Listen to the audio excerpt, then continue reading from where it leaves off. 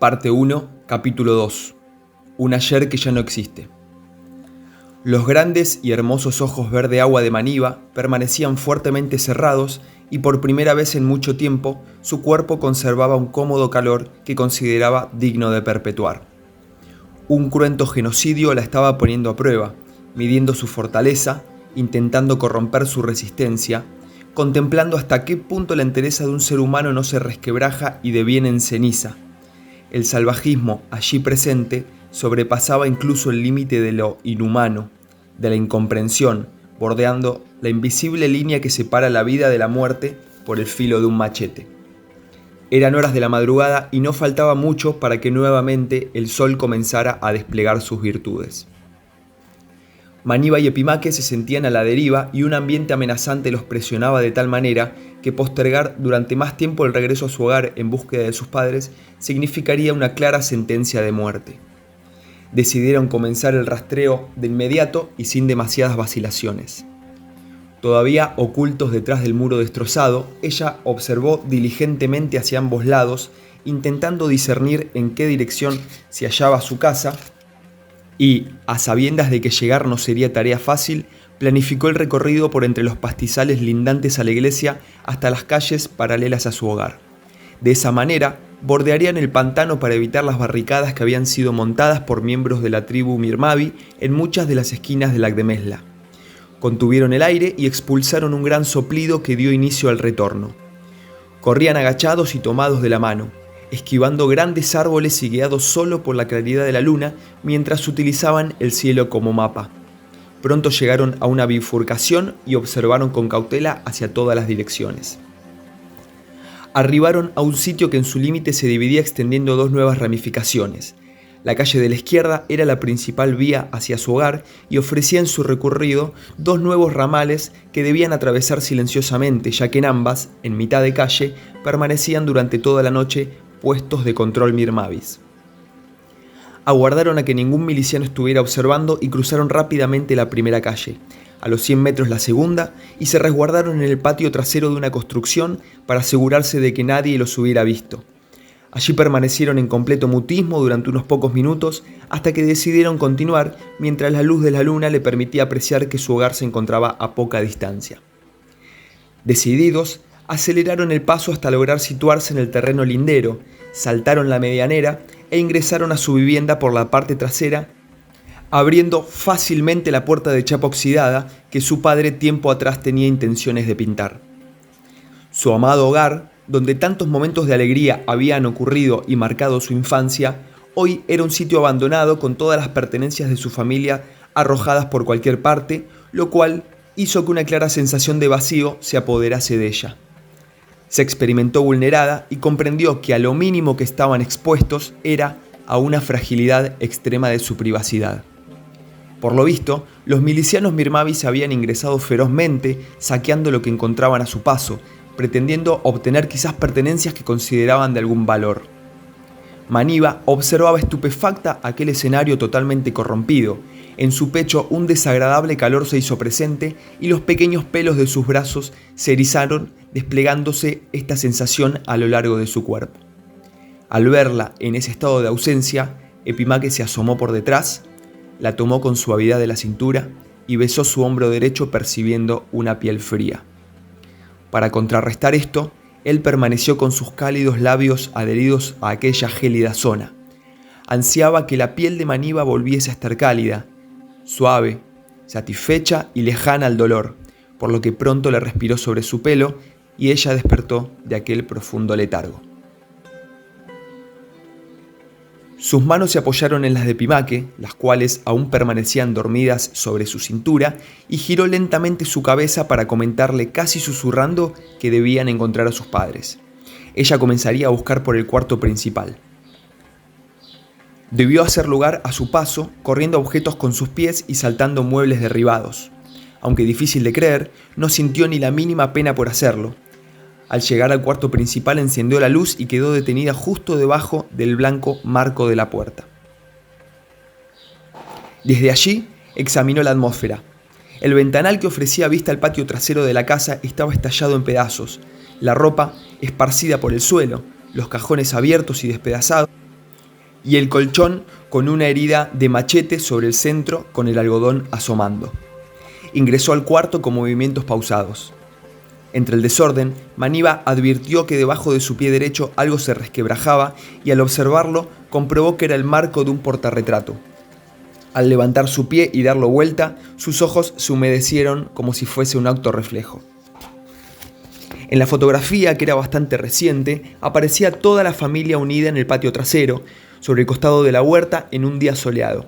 En el centro de la imagen posaban los padres de Maniva y al lado de estos estaban el pequeño e inteligente Akani, de 13 años, el sagaz e impulsivo Sirán, de 11, y el amistoso y simpático Betseray, de 9. Debajo estaban sentadas sobre el suelo la pequeña y soñadora Bintú con sus 6 años, la cual amaba y siempre permanecía al lado de Kesia, de 10 años, la sensible y dulce de la familia, la cual tenía como máximo referente a su hermana mayor Maniva. Ella y Epimaque aparecían justo detrás de los padres, abrazándolos. Era el recuerdo de un tiempo perfecto, de un ayer que ya no existía. Sabía que en momentos de dolor esa fotografía podría impulsarla a no sucumbir ante la rendición, motivo por el cual la guardó en el bolsillo superior de su camisa. Salió de aquel sitio dirigiéndose hacia el cuarto contiguo, en donde anteriormente dormían sus hermanos varones, y al llegar a la puerta observó un ambiente desolado y caótico, pero menos revuelto que el cuarto principal. Tal vez los milicianos sabían que en un cuarto de niños no hallarían nada de valor. Maniva ingresó, se acercó hacia una de las camas y sintió la necesidad de tocar la almohada, olerla y acariciarla suavemente como quien extraña.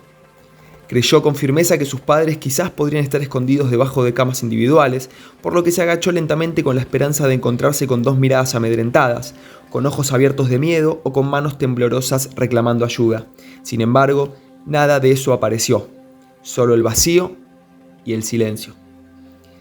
Decidió ir por Epimaque para continuar con la búsqueda por fuera de su hogar, ya que a pesar de que todavía restaba divisar su habitación y la de sus hermanas, su intuición le dijo que no habría nadie. Se dirigió hacia la cocina, aún sabiendo que allí no había forma de esconderse. Ambos permanecieron en la puerta de entrada durante unos minutos pensando posibles opciones, pero la realidad era que no podía pensar demasiado en profundidad. Le costaba concentrarse y sostener la atención. Epimaque le insistió en que hiciera un esfuerzo para decidir en qué sitio seguir buscando. El tiempo no era un aliado y en ese contexto de acecho, solo el movimiento era sinónimo de supervivencia. El intento de concentración resultó inservible, ya que ninguna idea concreta apareció por su mente, por lo que decidieron salir en dirección a las casas cercanas a unos 30 metros de distancia. La mano de Maniva se entrecruzó con la de Epimaque y comenzaron a caminar a paso rápido en aquella lúgubre noche. En este sector, las luminarias no funcionaban, salvo unas pocas que titilaban asiduamente. Alertas a cualquier movimiento sospechoso, observaban con cautela a cada rincón, ya que incluso la lejanía parecía amenazante. Estaba implícito que ante cualquier mínima advertencia correrían nuevamente hacia el pantano, debido a que este parecía ser el único resguardo en todo el pueblo al que los milicianos Mirmavir no accederían. Ambos avanzaron con desconfianza sobre las calles. Como si de la búsqueda de un tesoro se tratase, cada paso que daban aumentaba el ritmo cardíaco de Maniva y su respiración se agitaba hasta sentir que su garganta se cerraba. Una fuerte opresión en el pecho le provocaba palpitaciones tan intensas que casi podía ver su piel moverse.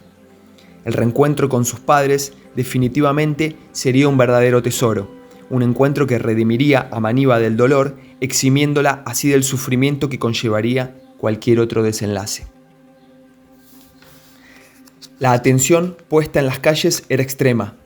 Miraba hacia ambos lados con desesperación, deseando en su imaginario encontrarlos detrás de un enorme ombú o agazapados tras un fastuoso pastizal que los ocultara de los milicianos.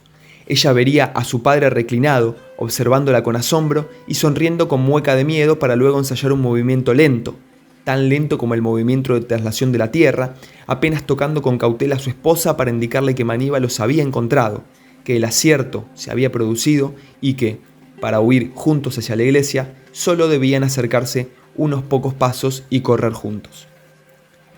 Avanzaron unos metros más y en el preciso instante en el que el campanario de la iglesia sonó, Maniva se detuvo abruptamente con su mirada puesta sobre el suelo.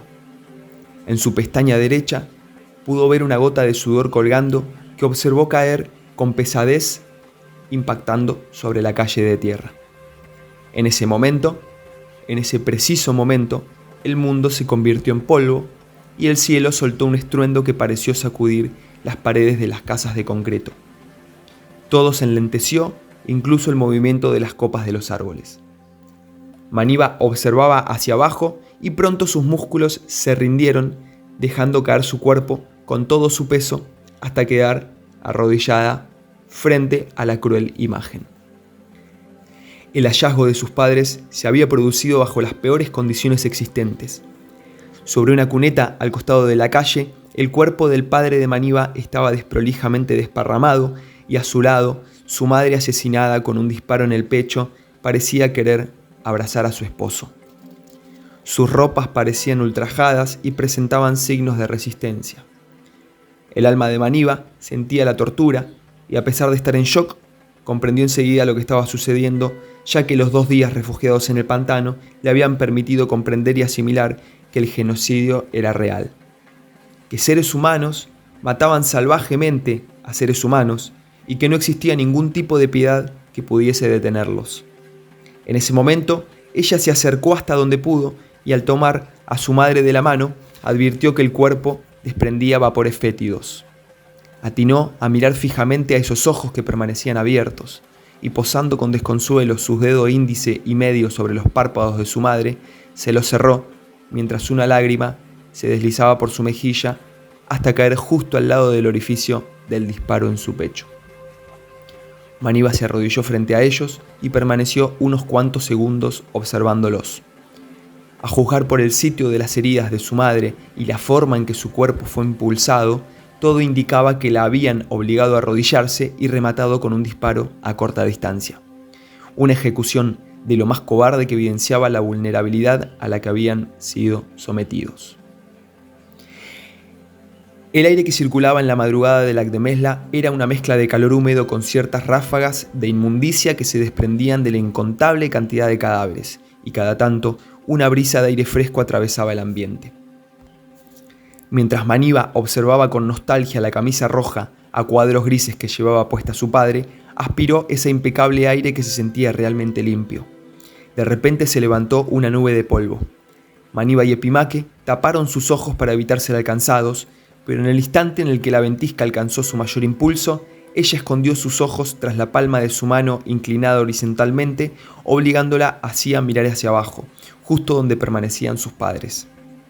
El resguardo del polvo fue eficaz, pero se percató de un detalle mínimo que llamó poderosamente su atención. La fuerte brisa dejó notar que a la altura del hombro derecho de la camisa de su padre, un pequeño corte se exhibía. Era un tajo que parecía ínfimo y el viento lo rozó, levantando el insignificante trozo de camisa como si fuesen las branquias de un pez al respirar. Tras cesar la polvareda, Maniva no sintió a sus pulmones purificados, sino que por el contrario, su garganta pareció cerrarse y sus músculos tensarse. Utilizando su dedo índice y pulgar como si fueran una pinza, levantó el trozo de camisa que continuaba moviéndose y al hacerlo, pudo ver un corte aún mayor en el brazo empapado de sangre seca, en donde el rojo furia parecía abarcar toda la zona. Ella respiró de manera brusca, tomó el pequeño fragmento de tela con una mano y con la otra tiró fuertemente hasta rasgarla, dejando así el brazo y el torso de su padre al descubierto. Lo que vio la impresionó de tal manera que, como una propulsión involuntaria, intentó alejarse rápidamente caminando hacia atrás, impulsada con sus manos y piernas, como si fuese un cangrejo escapando de su presa. Quedó a 1 metro de distancia del cuerpo de su padre y se tapó el rostro. Inmediatamente Epimaque la abrazó e intentó no mirar lo que el salvajismo había dejado como evidencia, lo cual era una clara secuela del horror. Al padre de Maniva, en Vallée, le habían hecho un profundo corte con un elemento afilado, con certeza un machete, que lo había dejado con el brazo casi colgando del hombro. Al parecer, el corte le había seccionado parte de las articulaciones y los nervios, destrozando las venas y arterias que irrigan el brazo, lo cual le provocó una enorme pérdida de sangre. El dolor de Maniva, que podría haber sido mínimamente mitigado con la idea de que la muerte de su padre había sucedido rápido y sin agonía, ahora habría una nueva herida al comprender que su padre había estado expuesto a un sufrimiento extremo. y evidentemente eso era lo que hacía la tribu Mirmavi con la tribu Kostak. Al disponer de armamentos y de superioridad numérica, exponían a las víctimas a un lento y amargo sufrimiento, proporcionando cuotas de dolor innecesarias que solo satisfacían sus propios deseos de ensañamiento, crueldad y barbarie humana. Todavía sentada sobre la calle y envuelta en llanto, un abrazo de Pimaque intentó contenerla. Ella comenzó a hiperventilarse, respirando odio, ese odio que no tiene vuelta atrás y que solo se sacía con la represalia. Sintió cómo los músculos de su cara se volvieron rígidos, sus puños se cerraron y los vasos sanguíneos de sus ojos se inyectaron con sangre de venganza. Una venganza que, mientras ella siguiera viva, tarde o temprano debía llegar. Gritó tan fuerte como pudo hasta que Pimaque tapó su boca con ambas manos. La mente de Maniva, definitivamente, estaba bloqueada. Selló fuertemente sus ojos, como si con ese acto se borrara todo lo malicioso y al abrirlos la realidad ideal se restableciera, pero lo intentó 2 veces y nada sucedió. Los cuerpos de sus padres continuaban en el mismo sitio bajo la mirada de Pimaque, que, a su lado, hacía un gran esfuerzo por no derramar lágrimas. En esta circunstancia, él creyó que debía ser fuerte para que ella se permitiera lo que jamás se permitía: ser débil, llorar, sentirse víctima de un tormento y demostrar tristeza. Los padres de Maniva habían criado a Pimaque como un hijo más desde que éste era muy pequeño, y ahora él los veía allí, arrojados a un costado de la calle, como si fuesen parásitos.